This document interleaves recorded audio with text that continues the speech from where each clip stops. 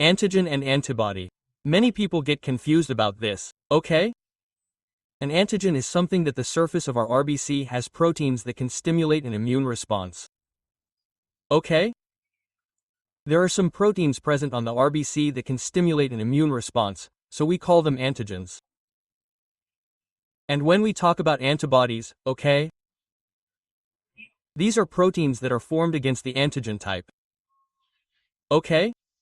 So these are two slightly different things. Once we understand this, let's look at it this way. This is my RBC, okay? So if I talk about the surface of the RBC, I have some proteins present here, okay? Let's call them A. Okay? So these proteins are present on it. So this is our antigen, which is present on the RBC, okay? It's present on it. It's present on the red blood cell.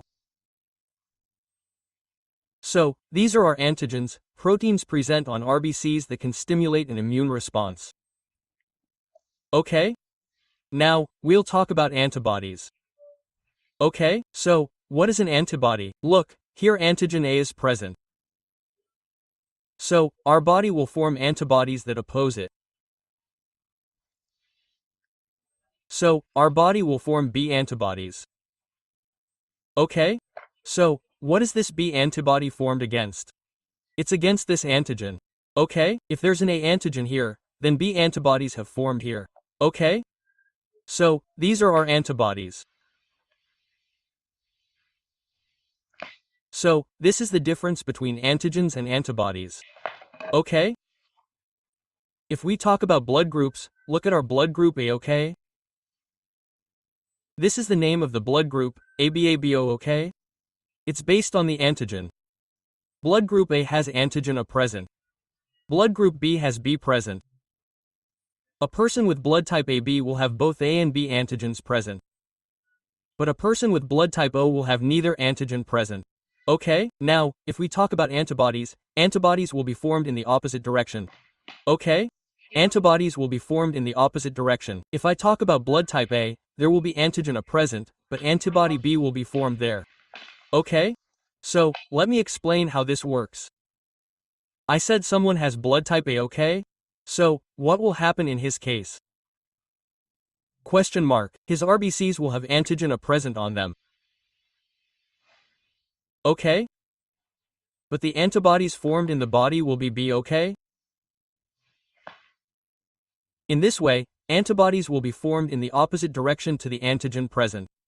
Okay, now, let me talk about someone with blood type B, okay? So, what will happen to his RBCs? His RBCs will have antigen B present on them. So, the antibodies formed will be type A. The antibodies formed will be type A, okay? What's connected to the RBCs here are our antigens. What's being formed against them here are our antibodies. Okay?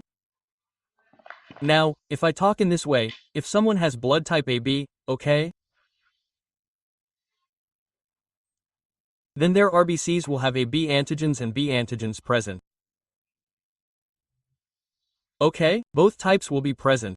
When both types of antigens are present, no C antibodies will be formed. Okay? No antibodies form. Okay? And if I talk about blood type O, okay? What happens in the case of blood type O is that there are no antigens.